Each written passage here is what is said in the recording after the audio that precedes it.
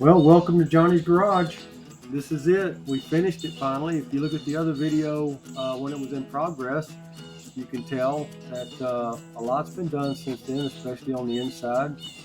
The outside, if you notice, there was a unfinished soffit up there above that light. And we just had a party. We celebrated the finishing of this that coincided with me and Brenda's anniversary, 45th wedding anniversary. So had a great big bash, and um, yeah, it was good. We had a good time. Had a live band. We had the Brian Black band here. Matter of fact, Clint Black's brother. The entry of the shop, I've got a little wrench there that operates the handle, operates the latching mechanism, and that pulls two cables to cane bolt latches that are at the top and the bottom. We've got a turnbuckle there that you can adjust the tension of the cable if it stretches a little bit. The top and bottom latch are identical. They sell these at stores, but they didn't have any that were like the size I needed to kind of match the scale of the doors, so I just made these here in the shop.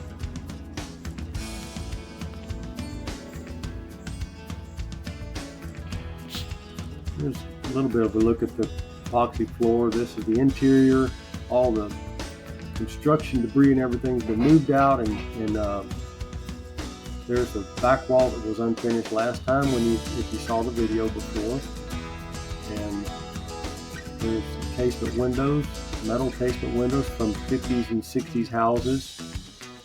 I gathered them up from let's see, where was that? Ingram, Texas, and Tyler, Texas. This leads into the office.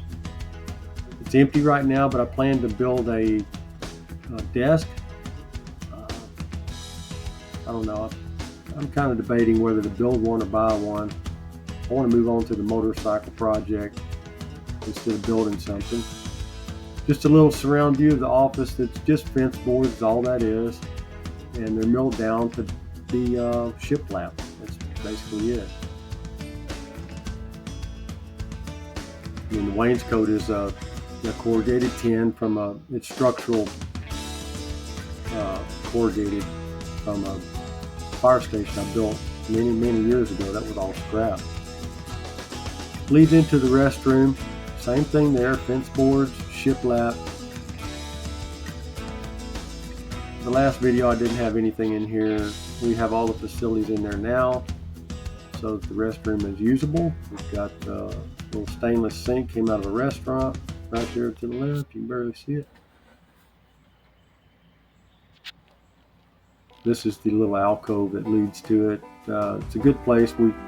This is where we put the refrigerator. The refrigerator keeps our drinks cold water, refreshments. We got everything out here except for a bed. If I get in trouble with Brenda, I may have to go get a bed, huh? And this is another look of the stage wood. Came from Central Elementary in Henderson, Texas. The man who salvaged it went to school there as a child, and we left all the tape on it from all their little shows and pageants. I thought that was a neat addition. I'm not going to take any of that off unless it falls off. All this wainscot in here that you see came from a turkey barn in Goldthwaite, Texas. It's just a rustic look that we, I don't know, just put stuff up and make it work. We put the toolboxes there. That's a little whiskey barrel with a wire wheel end. Made a tabletop. And that air conditioner cools it off really well. There's another that's a good sized window. I really like that window. It brings in a lot of light. And this is the entry to what I consider is the real shop. That's going to have the tools, drill presses, cabinets, stuff like that, where we can work on projects in here. This is where all the brain work's going to get done in here. I still got hay bales back there left over from the party. It was a Western themed party, and I've still got to get those to my brother. In the The countertop you see there on top of this bench, that came from an Army vehicle. It's rotted out. They had it out in the weather. I've got to fix that. Right there on that wall is going to be the lathe, I hope. And then on that wall behind, between the window and the door, is going to be a milling machine, so I can make small parts in here. Who knows, I might be able to do some boring of cylinders and things like that. And there's the project that we're going to be doing on the YouTube channel. In addition to others, it's a 1971 Honda SL350. Over there is a bucket of bolts that came with it, so we're going to have to put all this stuff back together and try to get it running. And if you look at this, crazy, less than 5,000 miles on it.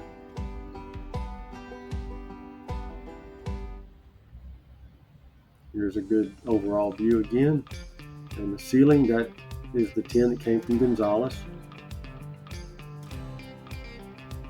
Another large casement window view from the inside. These are the doors made from 2x8s and 2x6s and tongue and groove pine. And there's a close-up of the hardware we were able to find to use on these doors. Latch for the door, same matches with the hardware. Another good view of the epoxy floors that I did. That came from one of the big box stores. There's a view from the inside of the doors that go out. That's a little bit over 10 foot wide opening and 10 foot high. And if anybody's wondering, this is a pole barn construction, so nothing fancy.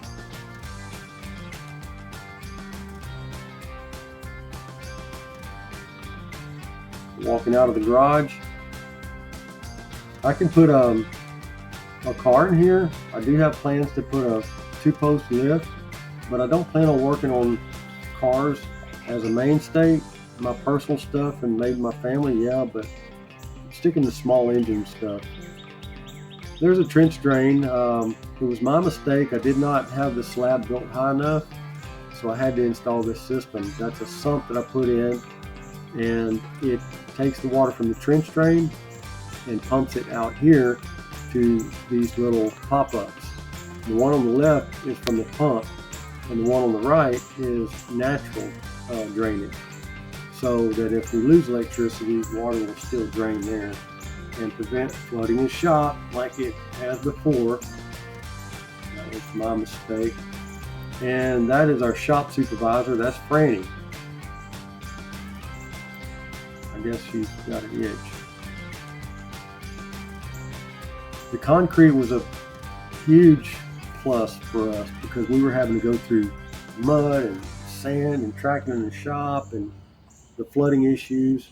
If you notice, that curb right there is a laydown curb. It added 3 inches to the height of the slab or the paving, and what that did was allow the water to run out and around where that grass is and bypass the shop, and then the trench drain catches the majority of what's on the concrete and gets rid of it. This is the side looking back to a I guess you call that a lift station. It's a sump pump, basically a trash pump, and it takes everything from the shop and pumps it up toward the house to the septic system. The little coiling door here is a little storage, another storage room that's in the shop, and I keep the lawnmowers and miscellaneous things that I don't keep in the shop are going to be stored in there. If you look up here, if you ever do a pole barn construction, and I thought I had a great idea, I was going to have exposed rafter tails, and that turns out to be a nightmare. You don't want to do that. Just trimming out, I'll show you here in just a second, but trimming that out took a whole day just to do this one side. You've got to wrap all these tails. It's a hot mess. I wouldn't recommend anybody doing this. I kicked myself the whole day, the 2 days I was doing this, besides what's up on the roof there, because it's a raised center aisle barn type construction.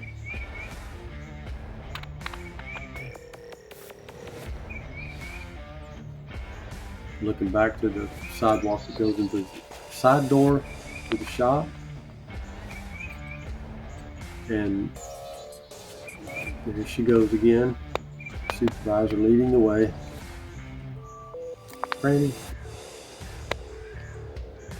Looking back at the stage where the Brian Black band was playing for us during the party. I still want to tweak on this a little bit.